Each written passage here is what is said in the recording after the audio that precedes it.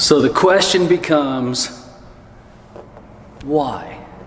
Why this new Masters thing? And I guess there's going to be a ton of stuff that we need to cover over the coming weeks about the Masters. What I want you to know are two things. Number one, the needs of every human body are exactly the same. Okay, they differ by degree, not kind. What I mean by that is you still need to grunt, burn, and huff and puff. Those are the three different metabolic pathways, and you have to do those three different metabolic pathways over push, pull, squat, and core. And that's how we balance out your needs as a human body. And understand that a baby has the exact same needs, right? Grunt, burn, and huff and puff.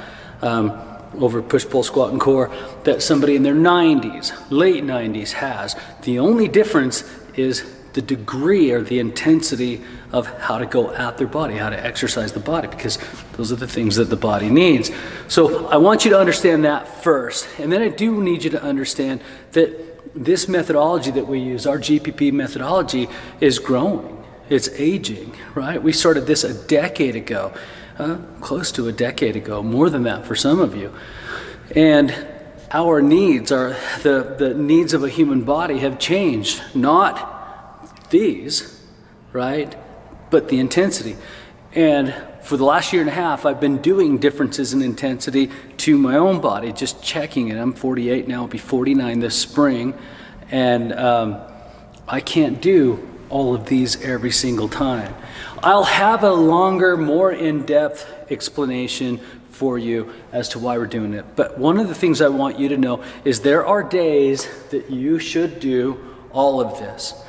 Other days, depending on your age, depending on how much sleep you had, depending on how hydrated you are, depending on what your stress level is, if you're over 40, you might consider doing this. And the question I got this morning was, but wait a minute, I can do these quite easily. Like, I've been doing the GPP standard for a very long time. I don't have a problem doing it at all.